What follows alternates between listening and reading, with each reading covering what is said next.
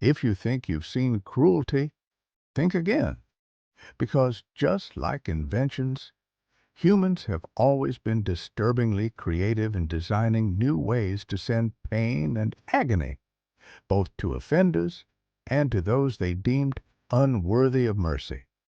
And before we continue, take a moment to subscribe and join us. Share where you're watching from in the comments.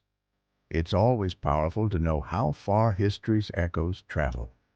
Not all punishments were loud, bloody spectacles with mobs and chariots. Some were quieter, simpler, and yet they shattered not just the body, but the very spirit of a person.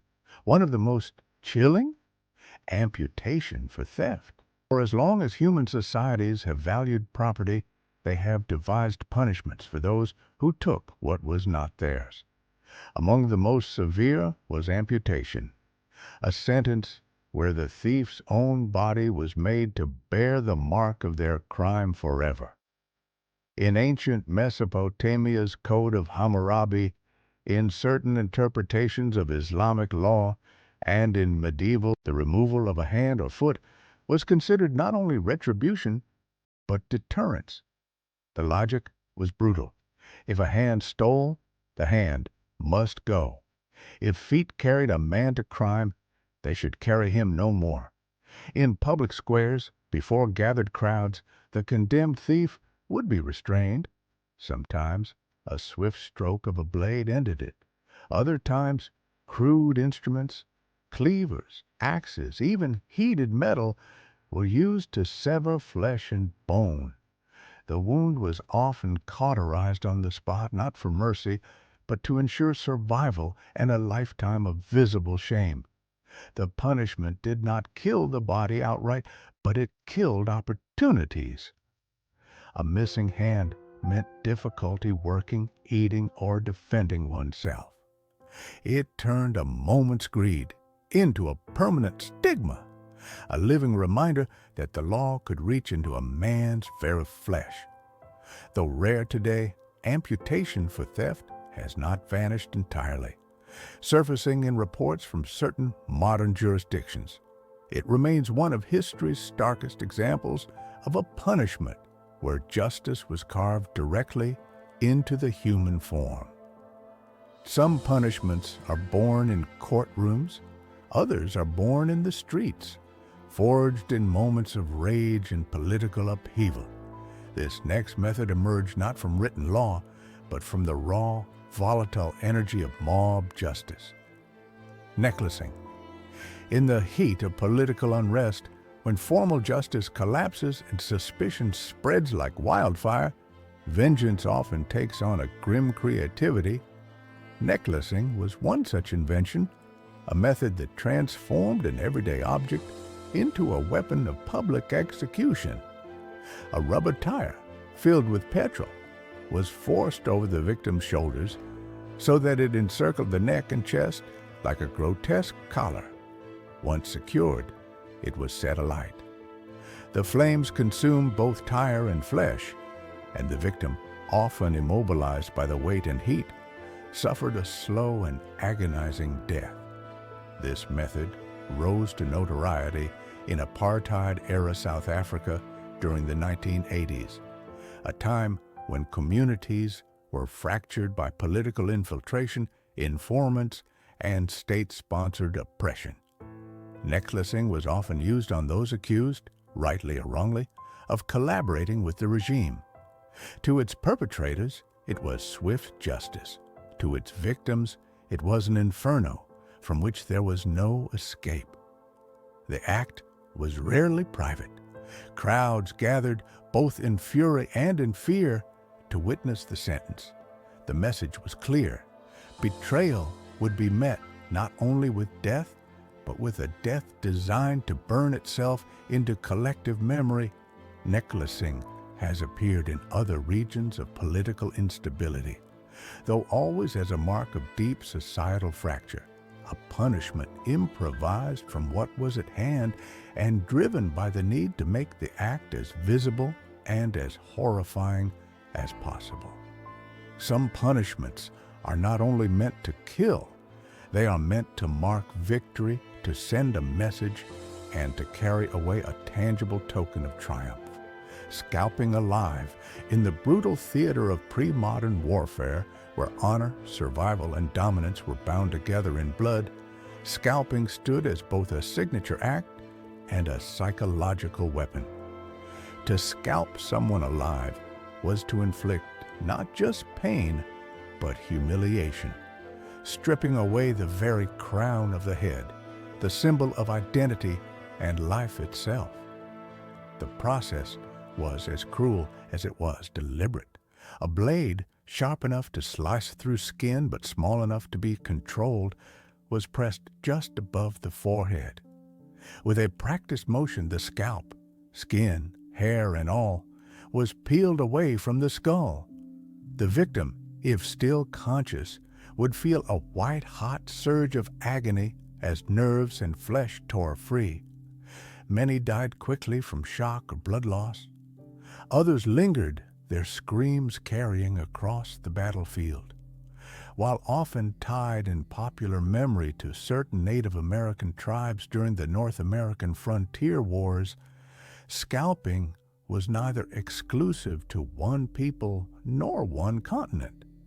Records show it in ancient Scythian warfare, in medieval Europe, in conflicts among Central Asian tribes, and even in the campaigns of colonial armies, where bounties were sometimes paid for enemy scalps.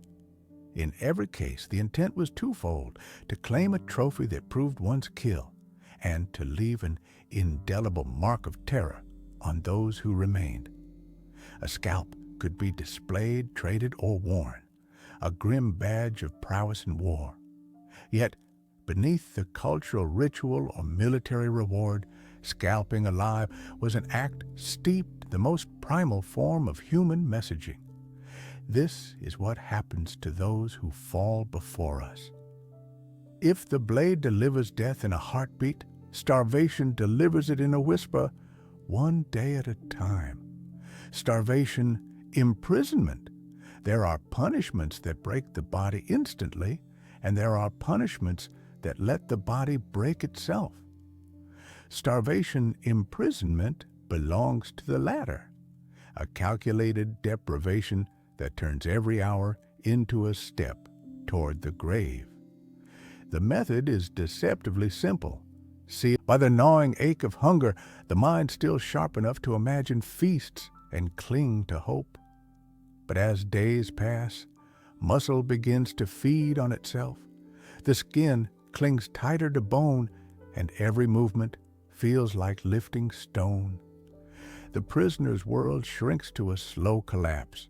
Fainting spells, hallucinations, and the gradual shutting down of organs. Throughout history, starvation imprisonment has appeared in royal courts, wartime atrocities, and prison systems alike. Medieval dungeons left captives to waste away in darkness. Japanese war camps during World War II withheld rations as both punishment and control. In political purge, dissidents were forgotten in cells, their bodies found only when death had already taken them. Even in modern times, prison abuse cases reveal starvation, used as a silent weapon. No blood on the walls, but cruelty in every missed meal. It is a death sentence without a drop of blood spilled, relying on nature's own law. No creature survives long without sustenance. But here, nature is manipulated, hunger is weaponized, and time becomes the executioner. Some punishments take away life, others take away the face that lived it. Acid punishment. It is not a sword, not a bullet, and not a flame, but its cruelty burns deeper than any fire. Acid punishment is the calculated act of throwing corrosive chemicals onto a human body, most often the face, with the intent to scar, blind, and disfigure. The victim may survive, but survival here is a sentence of its own. When acid strikes, it does not simply sit on the skin, it eats through it. Within seconds, flesh begins to bubble, peel and dissolve. The pain is immediate, overwhelming, and inescapable. The eyes are among the first casualties, with blindness a common aftermath. Even when emergency treatment is swift, the damage lingers, deep tissue destruction, permanent scars, and infections that can last for years. Modern instances of acid punishment have been recorded worldwide, but they carry particular notoriety in regions of South Asia, the Middle East, and parts of Africa. In some cases, it is framed as an honor punishment, targeting women for rejecting marriage proposals, violating social codes, or as retribution for perceived shame. Elsewhere, political enemies, business rivals, or personal foes become targets, the acid serving as both punishment and a warning to others. Beyond the physical devastation, acid punishment carves a second wound, the psychological one. The victim's altered appearance becomes a constant reminder, forcing them to live in a body reshaped by hate.